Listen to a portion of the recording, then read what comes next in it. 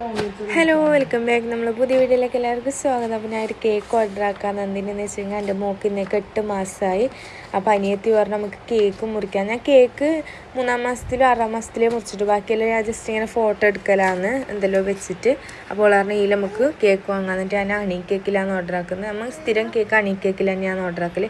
അവർ ഏത് സമയത്ത് വിളിച്ചാലും എത്തിച്ച് തരുന്നത്. ആരെ ബർത്ത്ഡേക്ക് ആയാലും എങ്ങനെയായാലും ഹണി കേക്കിൽ തന്നെയാണ് കേക്ക് വാങ്ങാൻ. അങ്ങനെ കേക്കെല്ലാം ഓർഡർ ആക്കി. പിന്നെ ഏത് ഡ്രസ്സ് ഇട്ട് കൊടുക്കണമെന്ന് അറിയില്ല.